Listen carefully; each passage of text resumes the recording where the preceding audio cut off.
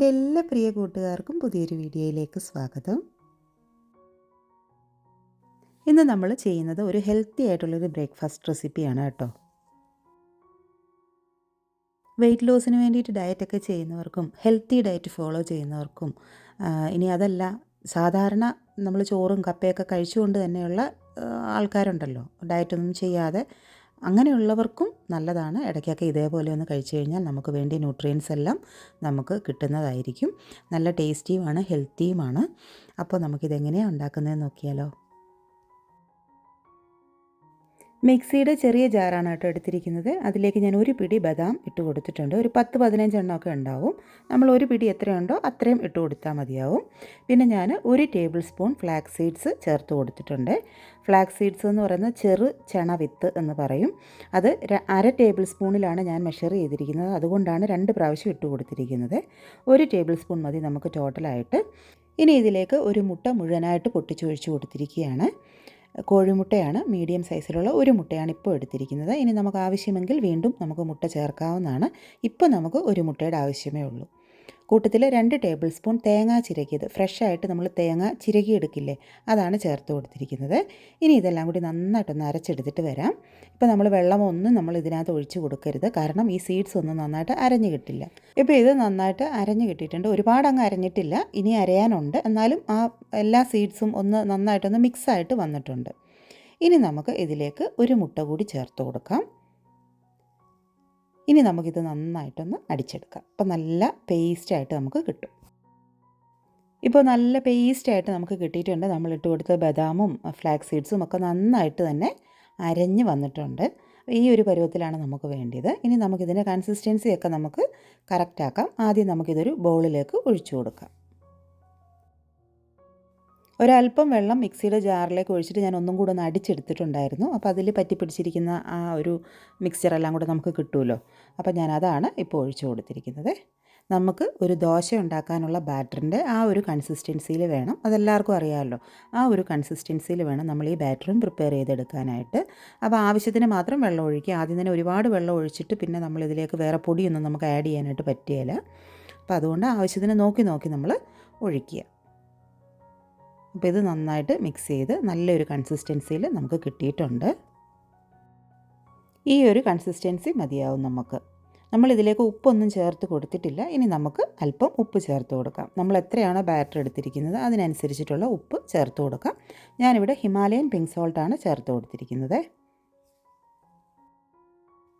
ഇനി ഇതെല്ലാം കൂടെ മിക്സ് ചെയ്തിട്ട് നമുക്ക് ദോശ ചെയ്തെടുക്കാം. അതിന് മുമ്പായിട്ട് സ്കിപ്പ് ചെയ്ത് പോകരുത്.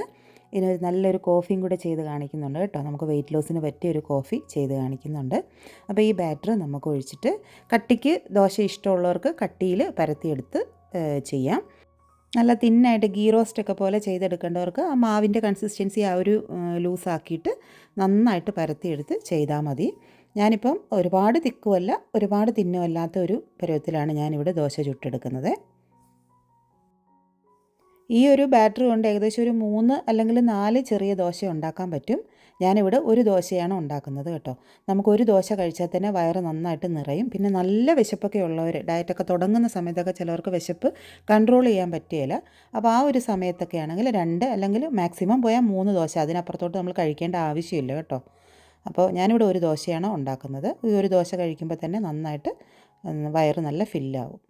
അപ്പോൾ ഞാനിതിൻ്റെ ഒരു വശത്തേക്കൊന്ന് മുരിഞ്ഞ് വന്നപ്പോഴത്തേക്ക് ഞാൻ നെയ്യ് ചേർത്ത് കൊടുത്തിട്ടുണ്ട്. നന്നായിട്ടൊന്ന് പുരട്ടി കൊടുത്തിട്ടുണ്ട്. ഇനി അതല്ല, നെയ്യല്ല, ബട്ടർ ചേർക്കാൻ ഇഷ്ടമുള്ളവർ ബട്ടർ ചേർത്തോളുക. ഇനി വെളിച്ചെണ്ണ ചേർക്കാൻ ഇഷ്ടമുള്ളവർക്ക് വെളിച്ചെണ്ണ ചേർക്കാം. ഒലീവ് ഓയിൽ വേണ്ടിയവർക്ക് ഒലീവ് ഓയിൽ ചേർക്കാം. ഈ ഏതെങ്കിലും ഓയിൽ മാത്രമേ ചേർക്കാൻ പാടുള്ളൂ. സൺഫ്ലവർ ഓയിലോ വേറെ ഒരു ഓയിലും നമ്മളിതിനകത്ത് ചേർക്കാൻ പാടില്ല.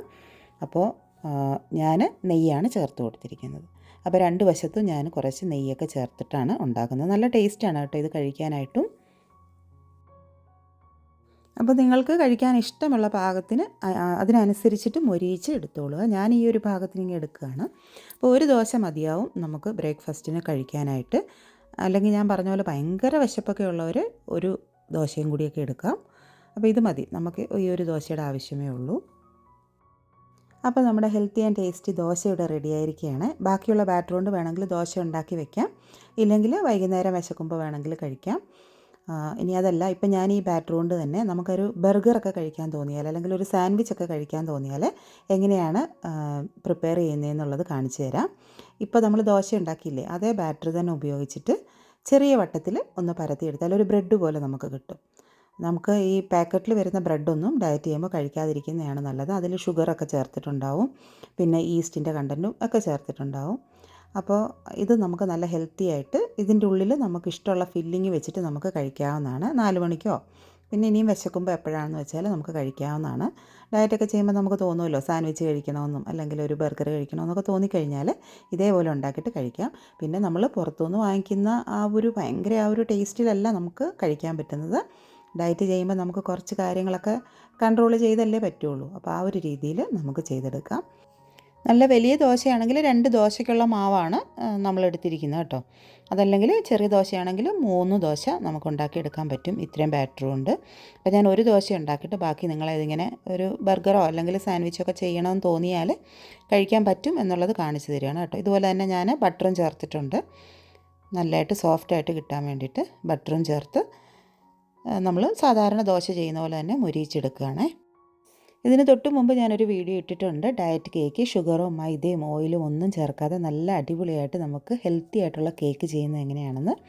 അപ്പോൾ അതിൻ്റെ വീഡിയോ കണ്ടു നോക്കിയിട്ടില്ലാത്തവരെ ഒന്ന് കണ്ടു നോക്കണേ. ഞാൻ ലിങ്ക് ഡിസ്ക്രിപ്ഷനിൽ കൊടുത്തേക്കാം, ഐക്കാർഡിൽ പറ്റിയാൽ ഐക്കാർഡിലും കൊടുത്തേക്കാം. അപ്പോൾ നല്ല കേക്കാണ് കേട്ടോ. അപ്പോൾ നമുക്ക് ഡയറ്റ് ചെയ്യുമ്പോൾ കേക്കൊക്കെ കഴിക്കാൻ തോന്നൂലേ, അപ്പോൾ അങ്ങനെ ഉണ്ടാക്കി കഴിച്ചാൽ നല്ല ഹെൽത്തിയുമാണ് ടേസ്റ്റിയുമാണ്. ഡയറ്റ് നമുക്ക് കൺട്രോൾ ചെയ്ത് പോകാനും പറ്റും.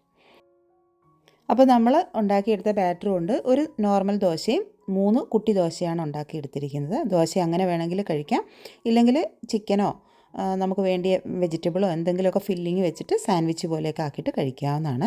അപ്പോൾ എന്തായാലും നമുക്ക് ബ്രേക്ക്ഫാസ്റ്റ് കഴിക്കാം. ഞാനിതിന് കോമ്പിനേഷനായിട്ട് എടുത്തിരിക്കുന്നത് വെള്ള ചമ്മന്തിയാണ് കേട്ടോ. നമ്മൾ തേങ്ങ വെച്ചിട്ട് സാധാരണ അരക്കില്ലേ, നല്ല കാന്താരിയൊക്കെ ചേർത്തിട്ട് നല്ല വെള്ള ചമ്മന്തി. നിങ്ങൾക്ക് ഇഷ്ടമുള്ള ചമ്മന്തി യൂസ് ചെയ്യാം, ഇല്ലെങ്കിൽ ഇഷ്ടമുള്ള വെജിറ്റബിൾ കറിയോ എന്തെങ്കിലും ഈ ബ്രോക്കോളിയും കോളിഫ്ലവറും ഒക്കെ കൂടെ വെച്ചിട്ട് നമ്മൾ ചെറുതായിട്ട് മസാലക്കറിയൊക്കെ വെക്കില്ലേ, അങ്ങനെയോ അതെന്തെങ്കിലും എന്ത് കറി വേണമെങ്കിലും കൂട്ടിയിട്ട് നമുക്ക് കഴിക്കാവുന്നതാണ്. ഞാൻ കൂടുതലും ഇങ്ങനെ ദോശയ്ക്ക് ചട്നിയാണ് യൂസ് ചെയ്യാറ്. ഇനി നമുക്ക് അടിപൊളിയായിട്ടൊരു കോഫി ഉണ്ടാക്കാം, പാലും മധുരവും ഒന്നും ചേർക്കാതെ നല്ല ടേസ്റ്റി ആയിട്ടുള്ള കോഫിയാണ്.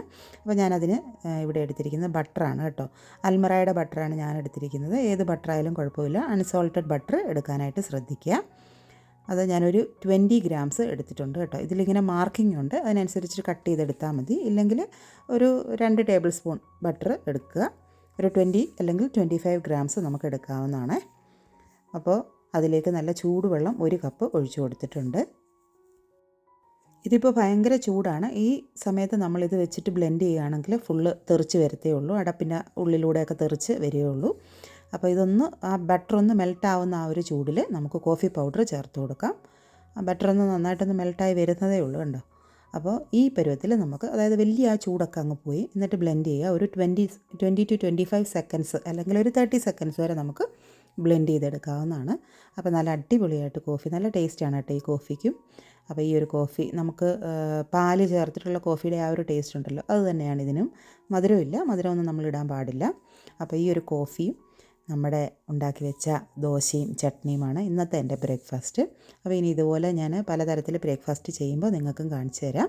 അപ്പോൾ വെയിറ്റ് ലോസിനും അല്ലെങ്കിൽ ഹെൽത്തി ഡയറ്റൊക്കെ ഫോളോ ചെയ്യാൻ ആഗ്രഹമുള്ളവർ വീഡിയോസൊക്കെ ഒന്ന് കണ്ടു നോക്കുക, സപ്പോർട്ട് ചെയ്യുക. ഇന്നത്തെ വീഡിയോ നിങ്ങൾക്ക് ഇഷ്ടപ്പെട്ടെന്ന് വിശ്വസിക്കുന്നു. അപ്പോൾ ഇതുവരെ ഈ വീഡിയോസൊന്നും കണ്ടിട്ടില്ലാത്തവർ, ആദ്യമായിട്ടാണ് കാണുന്നതെന്നുണ്ടെങ്കിൽ സപ്പോർട്ട് ചെയ്യാൻ മറക്കരുത് കേട്ടോ. അപ്പോൾ അടുത്ത വീഡിയോയിലൂടെ വീണ്ടും കാണാം.